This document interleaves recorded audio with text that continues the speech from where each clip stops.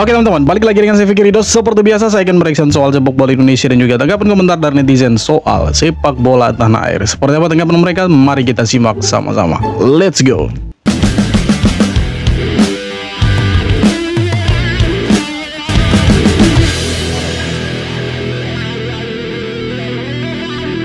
Beraninya dia tolak panggilan timnas Belanda.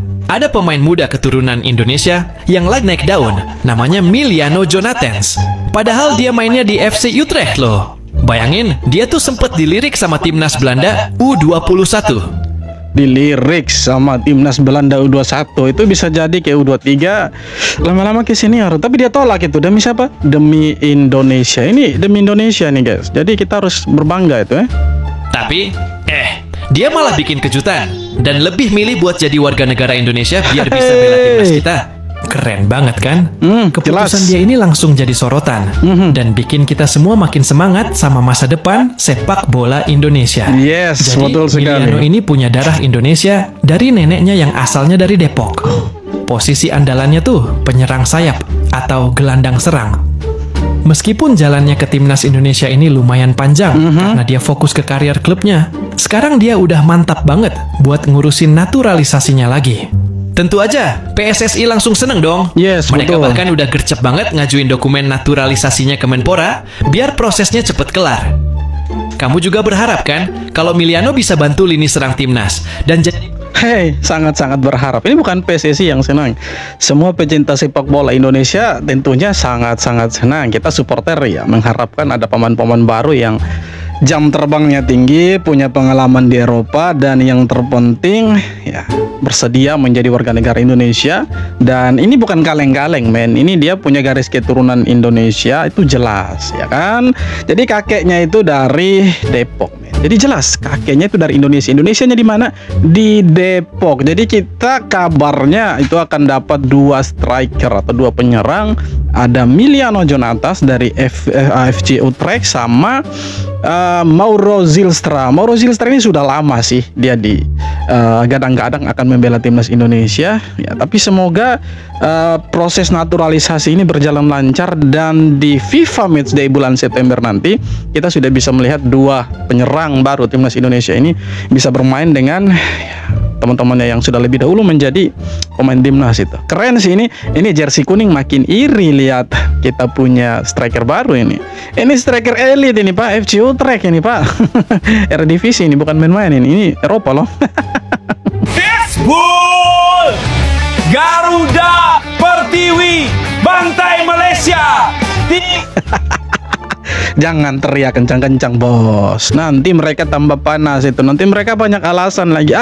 Itu kan cuma cewek ya kan, itu kan cuma putri, mana main kalau di senior, padahal sama juga, kalah juga mereka di senior itu. 3-1. Siapa bilang cewek nggak bisa main bola? Lihat timnas putri U16 kita. Jadi gini, pertandingan penuh drama ini dimulai dengan tekanan ketat dari Malaysia.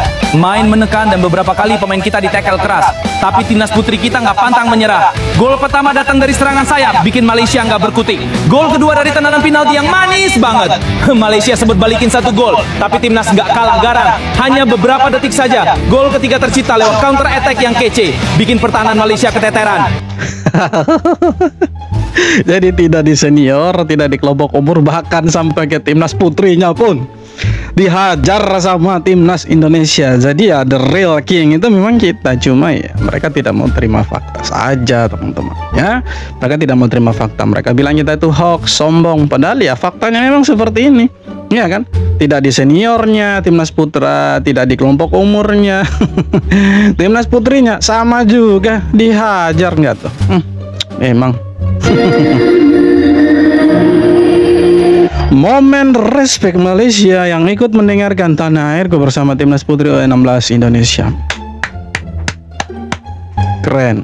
Ini baru betul. Walaupun di media saling troll, tapi dalam lapangan itu memang harus saling respect seperti ini. Itu dulu baru betul. Keren ini, keren. Takut ranking FIFA tertinggal dari Indonesia, Malaysia langsung gersep bikin FIFA Matchday. Indonesia duluan kasih kejutan, lawan Kuwait dan Lebanon. Lawan Kuwait kayaknya sudah tidak bisa lagi itu. Kuwait takut lawan kita itu. takut mereka lawan King Indo tuh banyak alasan, sama kayak jersey kuning itu. Melihat itu, Malaysia gak mau kalah. Singapura dan Palestina jadi lawan Malaysia. Ini bukan lagi soal uji coba, tapi siapa yang paling cepat panjat ranking FIFA. Indonesia main dulu, Malaysia langsung ikut. Takut ranking FIFA Jadi mereka tuh selalu takut tertinggal dari Indonesia. Jadi mereka tuh ada di bawah bayang-bayangnya timnas Indonesia. Jadi kita buat apa mereka juga bikin gitu kan. Ya, tapi ya mereka punya hak juga sih untuk di FIFA Matchday. Mereka juga mau ikut, ya itu hak mereka. Tapi mereka itu takut tertinggal dari Indonesia karena secara peringkat terpaut cukup jauh ya. Kita ada di 100 belasan lah, mereka ada di 120-an. Jadi kalau mau dibilang ya mereka pasti akan mengejar rank FIFA-nya Indonesia karena mereka tuh sejatinya tidak mau di bawah Indonesia karena mereka tuh selalu mengakui dirinya mereka tuh paling hebat di Asia Tenggara itu ya. Padahal sebenarnya bapuk juga, parah juga. Timnas Putri Indonesia sukses menaklukkan Timnas Putri Malaysia dengan skor meyakinkan 3-1 dalam laga Piala AFF U16 2025. Kemenangan ini memastikan Garuda Pertiwi melaju ke babak semifinal sebagai juara grup dengan poin sempurna. Jadi sepertinya timnas Malaysia ini, tetangga kita yang satu itu, mereka itu spesialis pulang di babak penyisihan grup ya kan. Kalau kita lihat kemarin AFF U23 pun mereka itu ya pulang di babak penyisihan grup juga.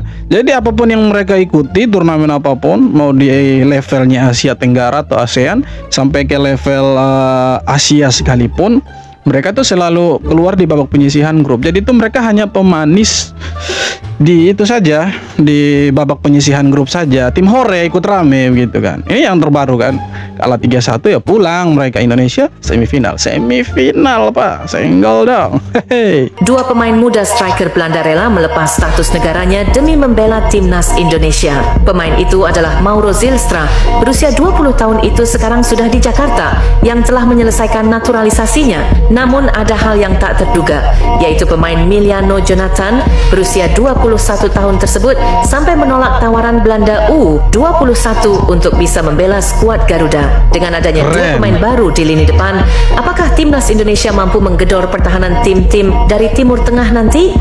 Tentunya bisa dong. Memangnya kenapa tidak bisa? Ya kan? Apa memang sih? Memangnya mereka makan apa? Sama-sama makan nasi kan? Kalau mereka makan nasi. Tapi kalau kita lihat Mauro Zylstra dan si Miliano Jonathan ini ya bisa jadi opsi. Tapi kalau Miliano Jonathan pasti akan ke senior. Kalau Mauro Zylstra itu sepertinya akan diproyeksikan dulu di kelompok Komor ya, khususnya U23 karena U23 ini kita punya laga penting juga nanti di September ini. Ada kualifikasi Piala Asia U23 yang pastinya kita membutuhkan tambahan striker atau pemain-pemain baru.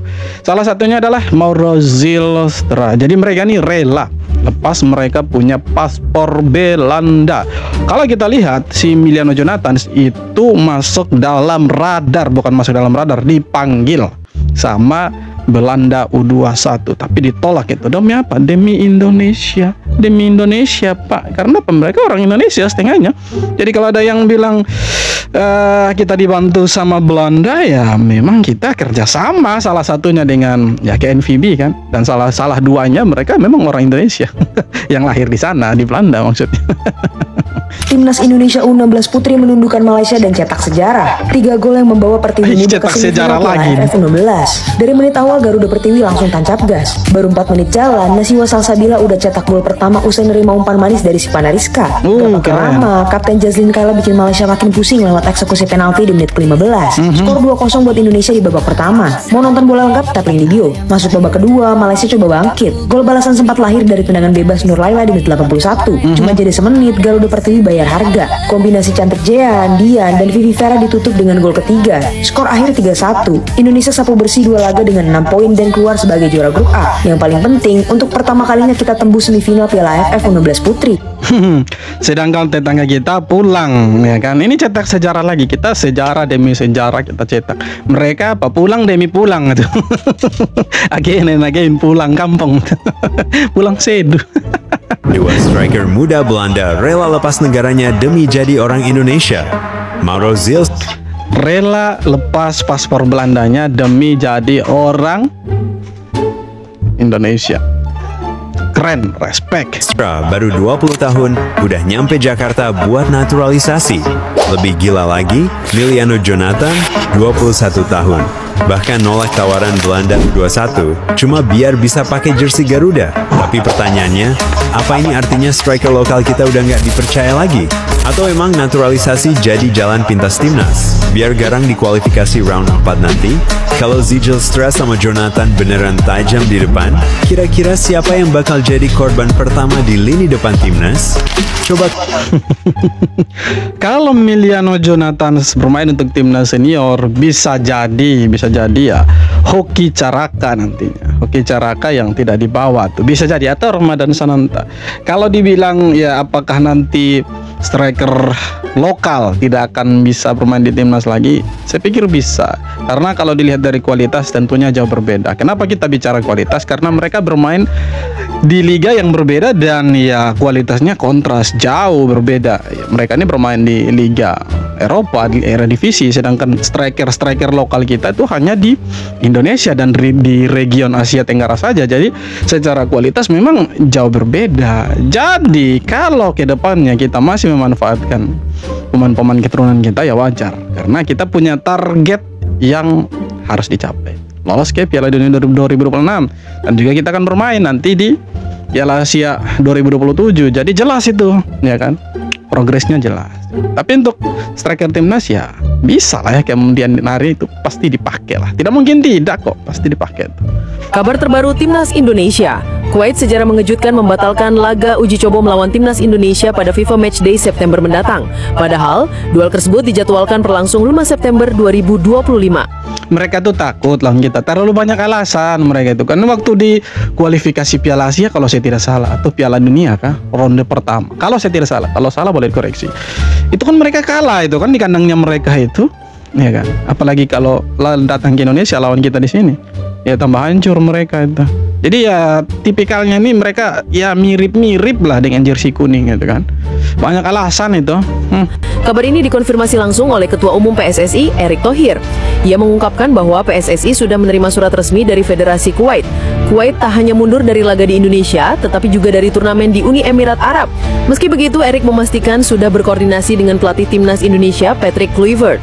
Sang pelatih menegaskan bahwa batalnya laga kontra Kuwait tak akan mengganggu persiapan. Kini, skuad Garuda akan fokus penuh menghadapi Lebanon di pertandingan uji coba berikutnya.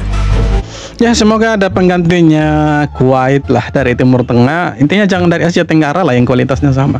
Atau dari Eropa mungkin. Keren kalau kita sampai lawan dari Eropa kan. Lawan Eropa jangan bermain Indonesia, ke Eropanya. Latih kita punya mental tandang, ya kan? Itu berbetul. Itu tambah keren itu kalau misalkan kita lawan tim-tim dari Eropa, itu kayaknya lebih keren sih menurut saya. Gimana menurut teman-teman? Pasti lebih keren kan? Apalagi kalau kita bermain di Eropa sana kan, ya kan? Atau lawan Belanda lah kalau mereka mau gitu kan. Masa saya tidak mau, kan kita kerjasama ini. Timnas Indonesia batal menghadapi Kuwait di FIFA Matchday September mendatang. Hal itu dikonfirmasi oleh Ketua Umum PSSI Erick Thohir bahwa PSSI telah mendapat surat pengunduran diri Kuwait pada laga melawan Timnas Indonesia dan turnamen di Uni Emirat Arab. Erick Thohir pun tidak tahu alasan pembatalan tersebut. Pasalnya sudah ada hitam di atas putih untuk ikut di Indonesia dan di Uni Emirat Arab. Jadi di bulan September Timnas Indonesia hanya menghadapi Lebanon saja. Erick pun telah berbicara dengan Kluivert tentang hal ini dan menganggap mungkin ini hal yang bagus karena Timnas Indonesia memiliki waktu latihan yang lama. Dan sampai saat ini, Erick belum bisa bicara siapa pengganti Kuwait. Sudah, cari tim-tim dari Eropa saja. Tidak ada salahnya kok kita lawan-lawan tim dari Eropa. Kita pergi ke sana, ya kan. Mau lawan siapa saja lah, atau tim-tim dari Amerika Latin mungkin, atau ya dari Asia, Jepang mungkin, atau Korea Selatan mungkin. Yang penting jangan dari Asia Tenggara lah, karena Asia Tenggara ini kualitasnya sama dengan kita itu. Apalagi Malaysia, aduh, janganlah. Jangan mau lawan mereka. Bukan karena kita takut ya, tapi kualitasnya beda itu. Mereka datang ke sini untuk jadi kalah buat apa? Iya kan, mending ya kita lawan tim-tim dari Amerika Latin kek, atau dari Eropa kek. Itu jauh lebih bagus ketimbang kita lawan Asia Tenggara ya. Mumpung kan ini Kuwait mengundurkan diri, jadi ya kita bisa cari pengganti yang lebih jauh di atasnya kita secara kualitas gitu. Jadi kita bisa latih mental tandangnya kita seperti apa. Karena kita tahu mental tandangnya kita itu agak sedikit kurang, bukan berarti kurang banget, tapi sedikit berkurang ya. Karena kita tahu di 2 laga terakhir kita di kualifikasi ronde ketiga kita tuh selalu kalah loh. Harus jujur-jujur, kita kalah dari Australia, kalah dari Jepang. Jadi itu harus dilatih. Apalagi nanti ini kita akan rematch dengan Irak sama Arab Saudi yang pastinya mereka juga persiapkan diri secara matang ya. Apalagi kalau kita lihat mereka 2 tim ini tuh mainnya tandang bos, bukan bermain di negaranya mereka. Jadi ya kita harus lebih matang juga. Walaupun di ronde ketiga kita hajar Arab Saudi maksudnya. Tapi ya di ronde keempat ini harusnya kita lebih gacor sih, karena kita tambah pemain ini ya lumayan bagus dan skuadnya sudah berbeda, pelatihnya juga berbeda. Jadi harusnya bisa itu. Oke teman-teman, jadi itu dia beberapa video tanggapan komentar dan netizen soal sepak bola Indonesia. Seperti apa tanggapan kalian? Silahkan tulis kolom komentar. Kita jumpa lagi di video-video berikutnya. Hormat bro.